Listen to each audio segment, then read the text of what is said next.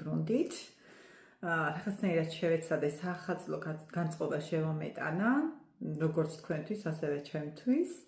დღეს მინდა შემოგთავაზოთ ასეთი გაშლა, ხართ თუ არა ახალი ურთიერთობისთვის მზად, ხო?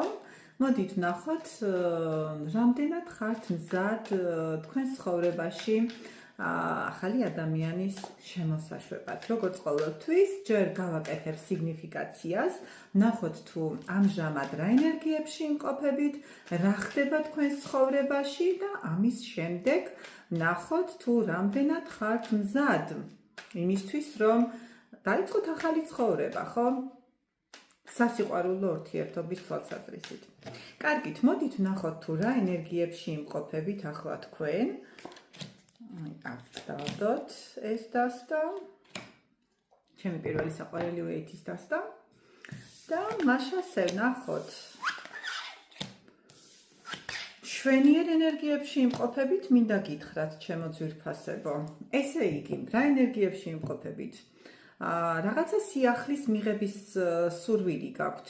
არ გამოვრიცხავ იმას, რომ აქ რომელიმე თქვენგანი ახალ პროფესიასაც დაეუფლა, ან სურვილი აქვს და გეგმავს იმას, რომ დაეუფლოს ახალ პროფესიას, ყოველი შემთხვევისთვის რაღაცა სიახლისთვის არის მზადყოფნაში, სიახლის მიღებისთვის.